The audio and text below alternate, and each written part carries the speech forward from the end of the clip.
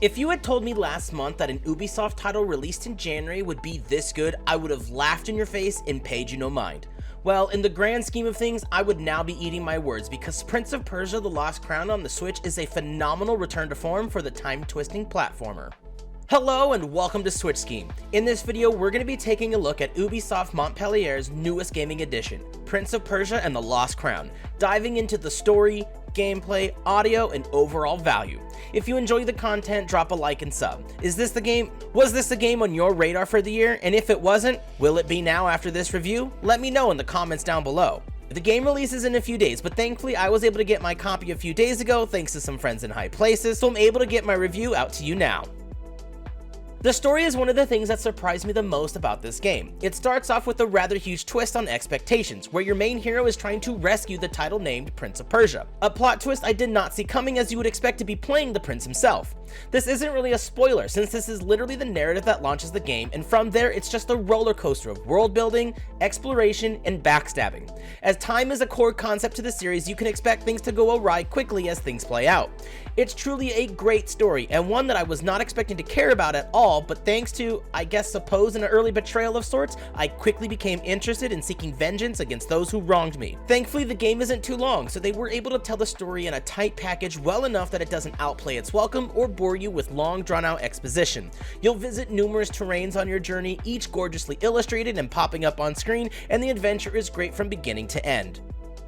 Being that this is the team behind Rayman, you can only expect platforming to be a strength of a studio like Ubisoft Montpellier, and that platforming here is just the most important aspect to any platformer that requires specific timing to dodge things such as spikes and pits is tightness, and thankfully this game has tighter controls than the pickle jar you left in your fridge for years because you just can't open it. Each of the levels offers some unique challenges that occasionally repeat themselves in different forms to try and trip you up, but the game has an engaging skill system that slowly but regularly gives you the tools you need to overcome each obstacle that you come across.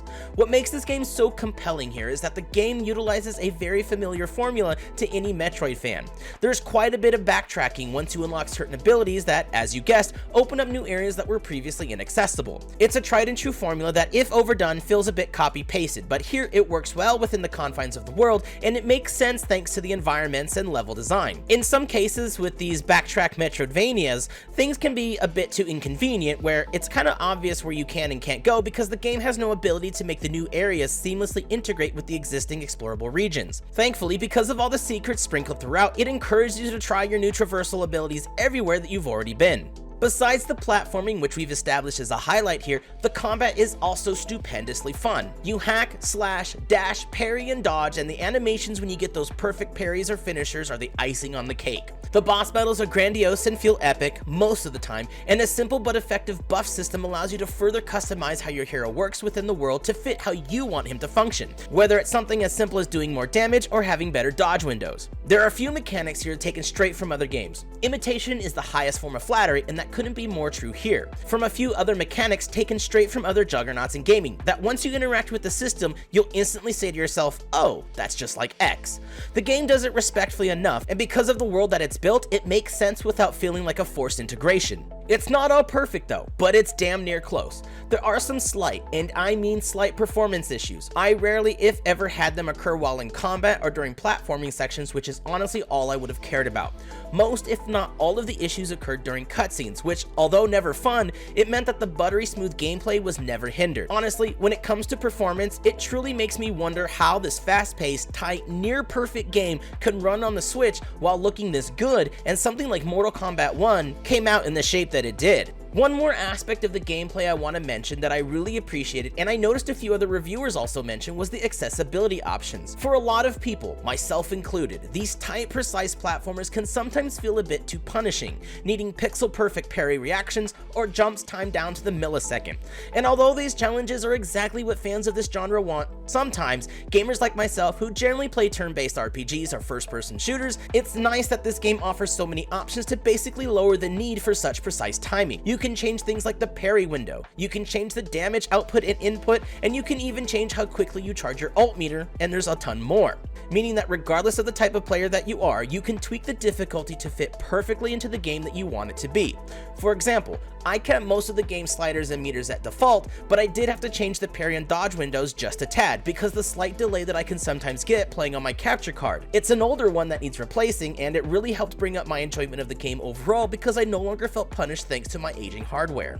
To be honest, I could keep going on about the gameplay because it's so much fun, but I'm gonna go ahead and move on from here. This is a game you're just gonna have to pick up yourself so you can understand how great that the combat and platforming feels, especially if this is a genre that you truly enjoy. The audio of the game is on point. I would honestly say though that in my opinion it's probably the only part of the game that loses a point or two for me. The music is fine, and there's even a main track or two by the group 2WEI, and it's phenomenal. However, there were a few areas that I played in where there was little to no music or even any ambiance, and honestly I just missed having that background noise. All I would hear are the gears and crunchy noises of the traps around me, the swishes of my sword, and the tip taps of my feet hitting the floor. Now the theme song slaps hard and the voice acting is really well done. Overall, I just wish the background music was a bit more commonly used and there wasn't so much dead air. This is obviously a personal issue to me, but it definitely stood out while I was playing the game.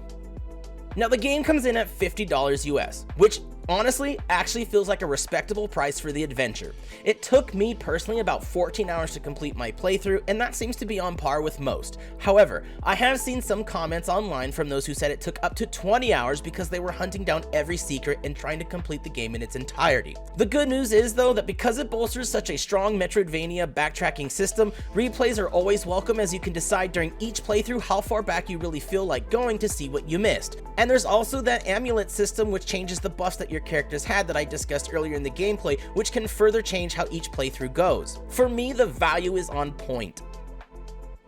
Overall, Prince of Persia: The Lost Crown is shocking to me. It's well known among my friends that I rarely like anything done by Ubisoft, as their over-reliance to remake the same game over and over, think Far Cry, just bores me to death these days. But thanks to a lot of additions to the general core gameplay that we found in older Prince of Persia games, it felt fresh, and above all else, it was an absolute blast to play. Sure, the audio isn't a 10 out of 10, but it is about a 9.5. But I also know that as with most things, music and ambience is going to be up to each person individually. There are a ton of secrets to find, a compelling story to follow, and a plethora of items to locate that changes how you play the game.